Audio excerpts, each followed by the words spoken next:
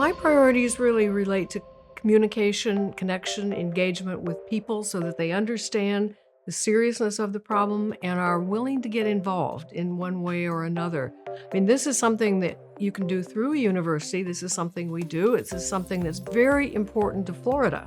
But it's not just Florida. I mean, Florida, you can think of all the problems that we have, red tide, our hurricanes, our floods, all of those things that impact us immeasurably and are going to in the future, as you have pointed out so well in a lot of your programs.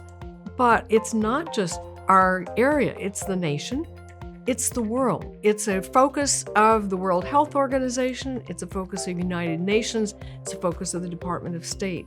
The CAC is really important to us, and I remember the first time we got engaged with you and wanted to make the CAC home at USF Sarasota Manatees. In my opinion, in terms of bringing in community members and in terms of really distributing or sharing the information and the data, most importantly, that you have. I think these have been wonderful, wonderful meetings.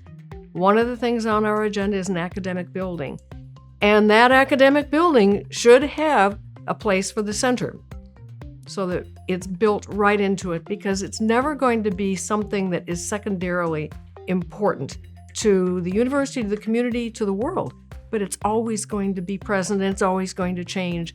I think the synergies are not only important but critical, because no one entity can take on this problem or focus on this problem alone. So within the university, we have a lot of different groups that can do that and a lot of units that can. We have got to continually think about what is coming rather than what has just happened. And we are thinking about what has just happened, but I don't hear a lot of conversation right now about how do we prepare, how do we get better. I'm sure that the organizations, government organizations, are doing that. By getting people aware, you are sort of spreading out the issue to people who can make a difference. And so I think the climate adaptation programs that you're putting on are making a big difference in that direction.